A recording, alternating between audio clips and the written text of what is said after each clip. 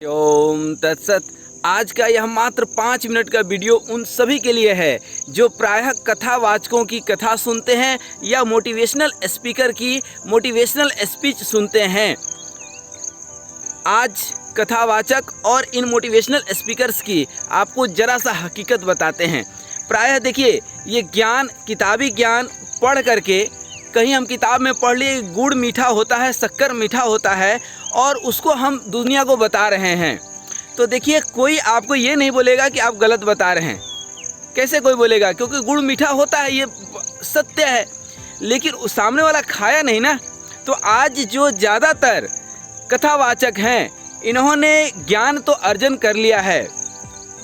जो motivational speaker हैं, इन्होंने ज्ञान 2-4-10 किताब तो पढ़ लिए हैं, लेकिन जीवन जिया नहीं है। यदि आपको जीवन जीना है, आपको गुण की क्वालिटी पता करनी है, एक अलग बात है, और गुण खाना है, उसका आनंद लेना है। मिठाई खाना है, मिठाई के 50 नाम याद कर लिए कि ये कलाकंद है, ये गुलाब जामुन है, ये रसगुल्ला है, ठीक ना, ये कच्चा गुलाब जामुन है, ये पका है, दुनिया भर की बंगाली मिठाई है, बिहारी मिठाई है। आप याद कर लिए और उसकी क्वालिटी दुनिया को बता रहे हैं, ये अलग चीज़ है। और उसका रस, आनंद, इतना आनंद मिल गया कि आप बता ही नहीं पा रहे हैं। सचमुच जो अनुभव होता है, जो संतों के पास होता है, वो हम बता ही नहीं पा सकते हैं। साधक और वाचक दोनों में अंतर है। कथावाचक और साधक दोनों में योग साधना का अभ्यास करने वाला योग साधक और कथावाचक में ज़मीन आसमान का अंतर है।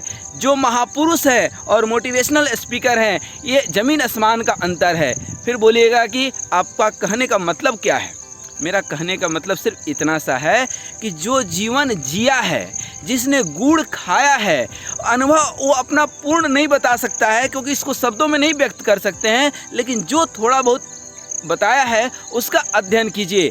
अरस्तु को पढ़िए, सुकरात को पढ़िए, महात्मा गांधी को पढ़िए, स्वामी विवेकानंद को पढ़िए, मीराबाई का अध्ययन कीजिए, तुलसीदास का अध्ययन कीजिए, श्री राम की रामचरितमानस पढ़िए, भगवत गीता जो भगवान श्री कृष्ण के मुखारबिंद से निकली हुई बाणी है उसको पढ़िए, श्री रामकृष्ण परमहंस को पढ़िए, उनको सुनिए, दयानंद सरस्वती को सुनिए, जिन्होंने जीवन जिया है। ऐसे महापुरुषों को सुनिए, समझने की कोशिश कीजिए।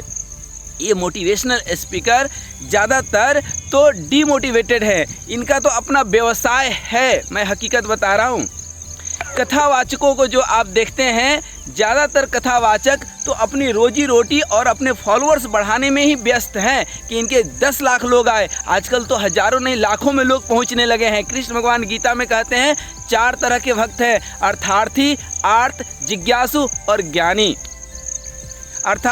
अर्थार्थी जो अपने धन, संपत्ति, संतति के लालच में, सम्मान या सम्मान पाने के लालच में, पद प्रतिष्ठा पाने के लालच में कि हम भागवत की कथा सुन लेंगे तो हम जो है तर जाएंगे, हमको पैसा मिल जाएगा, हमको पद मिल जाएगा। अब देखिए ना, ज़्यादातर गुरु महाराज लोगों के पास जो शिष्य आते हैं वो क्या मांगते हैं कि बेटे की नौकरी नहीं लग रही है, बेटी की शादी नहीं हो रही है, बेटी मेरी बात नहीं मानती है, पत्नी मेरी बात नहीं मानती है, पति शराब पीते हैं। यही सब तो दुनिया की दुखदारी है। इसी में तो सारे के सारे लोग उलझे हुए हैं कि हमारा मकान नहीं बन रहा है, कोर्ट में ये केस चल रहा है, उसकी तबीयत खराब है। सिर्फ और सिर्फ अर्थार्थी या आर्त जो अपने संकट निवारण के लिए कथा सुनने जाते हैं। मोटिवेशनल स्पीकर को कौन सुनता है कि शायद मोटिवेट हम हो जाएं। दूसरे को सुन करके आप कभी मोटिवेट नहीं हो सकते हैं। ठीक उसी तरह से जैसे अंडा देखते हैं ना, थोड़ा सा आप दबाव लगाइए ऊपर से तो क्या होता है, बर्बाद हो जाता है, टूट जाता है। लेकिन वही अंदर से यदि प्रेशर लगा, अंदर से यदि उतना ही ताकत लगा तो टूटता नहीं है, बर्बाद नहीं होता, आबाद हो जाता है, उसके अंदर से एक जीवन निकल जाती है। तो उसी तरह से यदि हम बाहरी प्रेरणा लेकर के मोटिवेशनल स्पीकर को सुन करके, मैं नाम नहीं लेना चाहता हूँ, लेकिन सूट बूट पहन करके और लाखों रुपया ले करके और युवाओं को गुमराह करते हैं, ये कभी नहीं कहते हैं कि तुम अपने अंदर से अंतः प्रेरणा को जगाओ। वो अंडा जो अंदर से प्रेशर लगेगा, जो आबाद होने वाला है, जिसके अंदर जीवन की ऊर्जा निहित है, उसको कोई मोटिवेट नहीं करता है। इसलिए जीवन में यदि आगे उठना है, अंतः प्रेरणा, स्व प्रेरणा बहुत ज़रूरी है। सेल्फ मोटिवेशन बहुत ज़रूरी है। यदि सेल्फ मोटिवेशन होगा तो जीवन में आप उन्नति करेंगे, आबाद होंगे।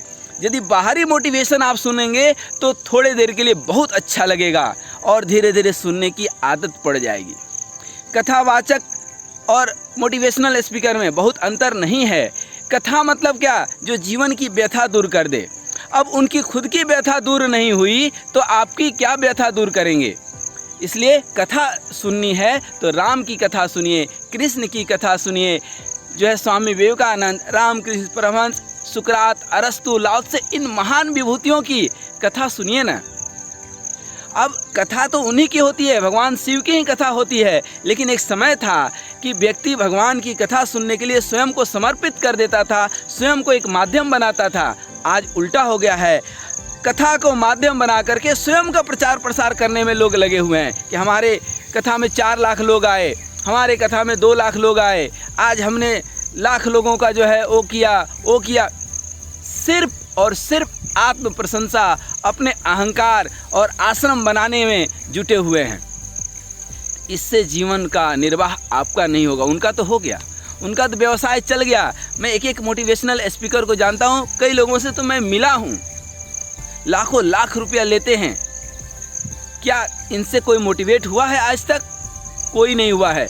मोटिवेशन सिर्फ और सिर्फ तभी काम करती है जब आपके अंदर एक जागृति हो, आपके अंदर लाइट जलाने का।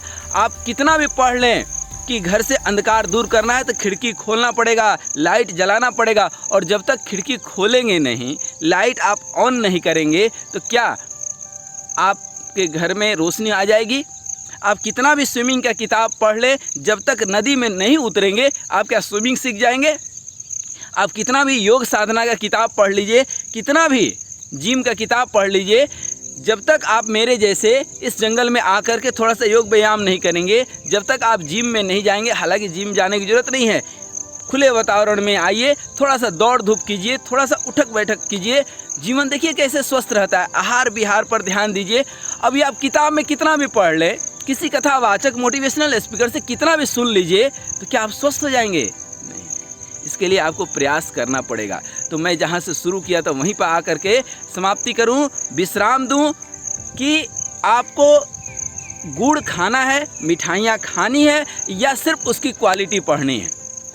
सिर्फ सुनना है कि गुड़ मीठा होता है, तो ज़्यादातर लोग इसी को सुनाते हैं गुड़ मीठा होता है, खुद खाए नहीं हैं। जो खुद खाए हैं वो आपको बताने नहीं आएंगे, उनका प्रचार प्रसार नहीं होगा, उनके पास आपको खुद जाना पड़ेगा। महात्मा गांधी किसी को बोलते थे कि गुड़ मीठा होता है तो पहले खाते थे, किसी को बोलते थे कि गुड़ खाना छोड़ दो, अर्थात शक्कर खाना छोड़ दो, तो पहले खुद छोड़ते थे, उसके बाद किसी को बोलते थे। जीवन में साधक को खोजिए और साधक के पास जाइए, किसी संत के पास जाइए। संत कथा वाचने आपके पास कभी नहीं आएगा, उसके कथा के प्रचार प्रसार में कभी आपको सुनाई नहीं देगा कि फलाना की कथा हो रही है, आप सब पधारिए। वो चंदा का धंधा नहीं करेगा। संत मतलब क्या? जिसकी इच्छाओं का शांति हो चुकी है, इच्छाएं शांत हो चुकी है, वो संत है। जिसके रोम रोम में प्रेम अनंत है, वह संत है। जिसका मन शांत हो गया है, मन अमन हो गया है, जो निर्विचार हो गया है, जो ध्यान में उतर चुका है, जिसको ज्ञान की प्राप्ति हो चुकी है, वह संत है। जो मान अपमान, सर्दी गर्मी, लाभ हानि, जय पराजय इत्यादि से दूर हो चुका है, वह संत है। आप किसी कथावाचक को बोल करके देखिए कुछ कि आपका कथा पसंद नहीं आया, आपको बहुत मार मारेगा। आप किसी कथावाचक को विरोध करके देखिए, लोग ही आपको उसके शिष्य ही मार डालेंगे, क्योंकि वो शिष्य वास्तव में शिष्य नहीं है। गुरु बनना बहुत आसान है, शिष्य बनना बहुत मुश्किल है। लोग गुरु को पकड़ लेते हैं। हमारे गुरु महाराज कहते हैं गुरु को मत पकड़ना, गुरु मंत्र को पकड़ना। हनुमान जी भी विभीषण को यही सिखाते हैं कि मेरा नाम मत याद करो, राम का नाम याद करो। जीवन का उद्धार राम नाम से होगा।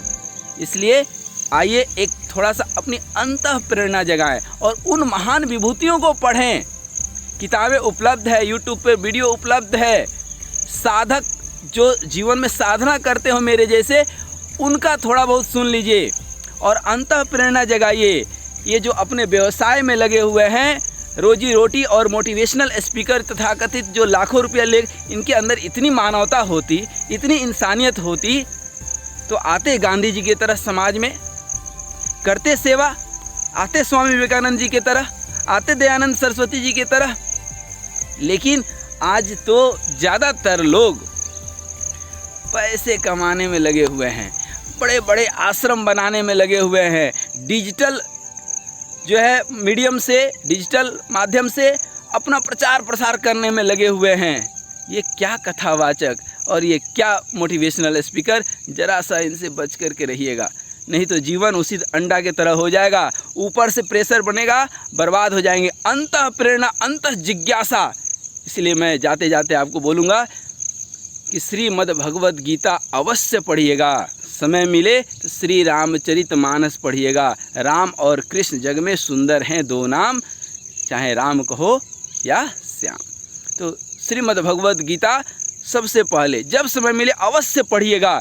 नहीं पढ़े जीवन तो वही अंडा वाला हाल हो जाएगा कि ऊपर से लोग आपको कथा सुनाते रहेंगे और आपकी, उनकी खुद की व्यथा दूर नहीं हुई, आपकी क्या व्यथा दूर होगी। वो मोटिवेशन ऊपर से आपको देते रहेंगे, वो खुद डीमोटिवेटेड है, आपको क्या उन्होंने रट लिया कि गुड़ मीठा होता है, मिठाई खाने में अच्छा लगता है, आपको भी सुना रहे हैं, आप भी सुनते रहिए, कानों को आनंद देते रहिए, मन में ख्वाब पालते रहिए। लेकिन यदि सचमुच मिठाई खाना है आपको, तो थोड़ा सा आपको समय निकाल करके श्रीमद् भगवद गीता पढ़ना होगा और मेरे तरह इन जंगलों में आकर के भगवान के ध्यान थोड़ा सा करना पड़ेगा। 10 मिनट 15 मिनट भगवान का नाम जप करना पड़ेगा, तब वो मिठाई का रस आप ले पाएंगे, जीवन का रहस्य समझ पाएंगे, जीवन का आनंद ले पाएंगे, उस परम तत्व को, आत्मज्ञान को समझ पाएंगे। इसी के साथ हरि ओम तत्सत, हरि ओम तत्सत। आपका जीवन मंगलमय हो।